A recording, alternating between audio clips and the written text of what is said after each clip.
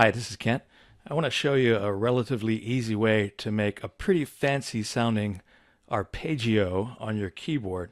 An arpeggio is a type of broken chord. Now, a broken chord would be where you play the members of the chord in not all at once, but separated in time. So, like if it was A minor, that would be my chord of playing non-broken.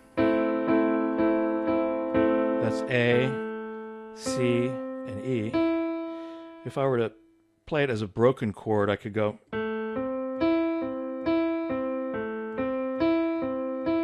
or any number of,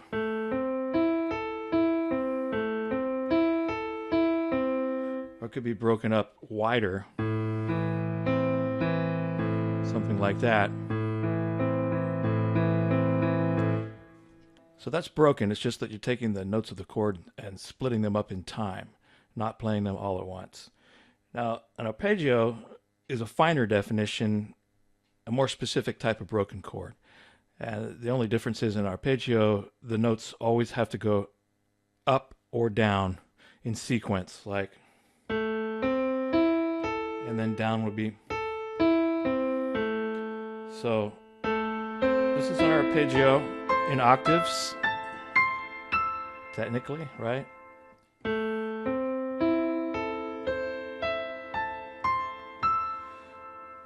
This would also be an up and down arpeggio, because I'm going up and then back down in sequence. Okay, so that's basically the idea of an arpeggio. So they can be used as either a central idea of a theme of music, played in maybe a slow fashion. Like I said, like a song could start out with a pattern like this. Let's say I did pedal.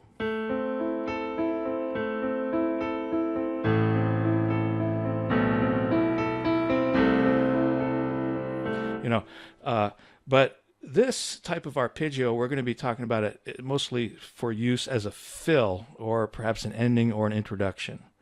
Okay, so here's what this particular type of arpeggio is going to sound like.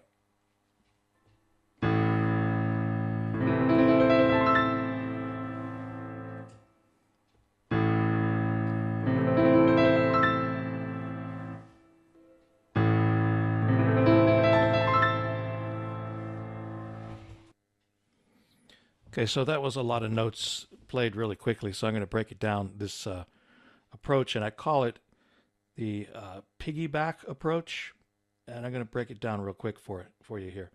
So I'm hitting an octave down here on A, because I'm doing an A minor chord, so I'm just slamming down a nice solid octave here for fun. And then if you see my left hand, it's going to outline the A minor chord going up. All right, then the next thing I do is I repeat that whole process up here in my right hand, an octave higher.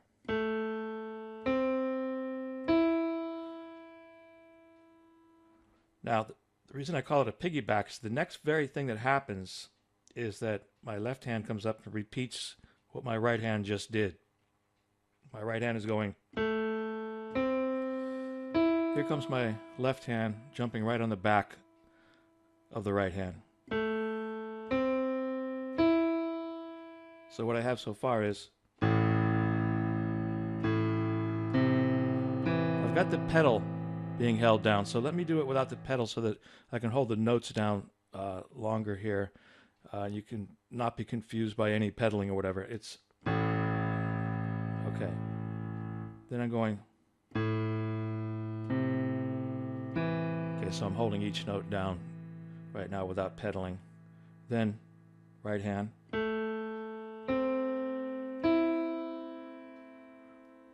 Left hand.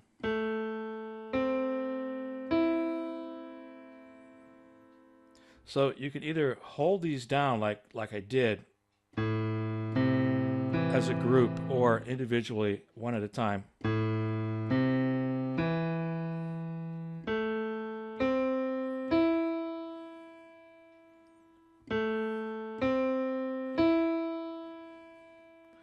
If you're using the pedal, you'll notice that's going to grab the octave and hold it. And I can do these. And it doesn't really matter about me holding the keys down themselves that much. So here it is. Octave, first 3 notes. Right hand comes up here. Left hand piggybacks. Right hand comes up here. Left hand piggybacks. And then the right hand. And then I'm doing a final A on top.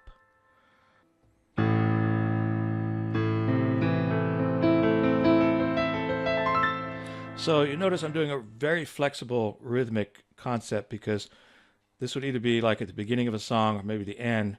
If you were within a tune, you'd want to make sure that this guy and then the final note and the general feeling of the rhythm are going to fit on the standard beats of the tune. But if you're just doing an opening, you can be very flexible on the rhythm.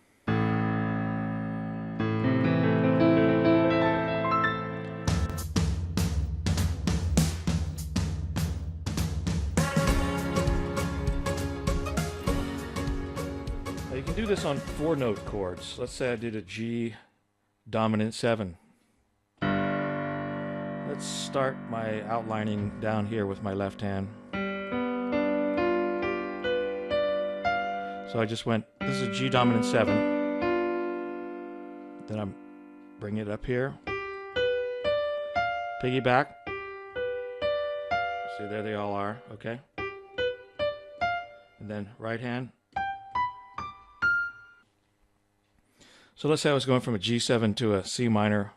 That could work in an introduction or an ending. I could go.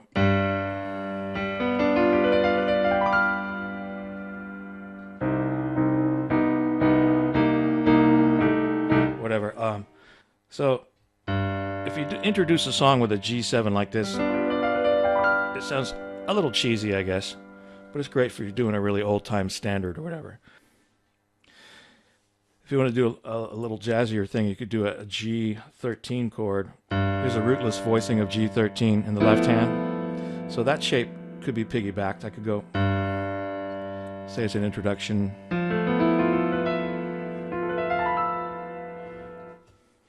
So.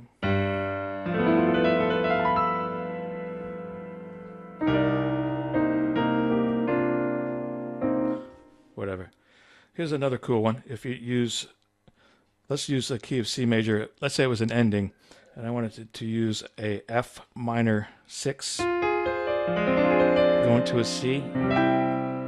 Again, semi-cheesy sounding the way I played it, but you can go downwards on these too. Let's do the A minor. Like that.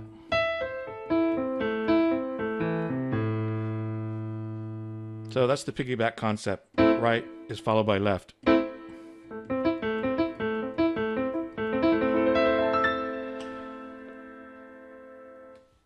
Pretty cool sounding. Concept's pretty straightforward. Takes practice to do it smoothly. I often mess these up, to be honest with you, unless I'm really concentrating. So, all right, have a great day. Thanks for listening. Bye-bye.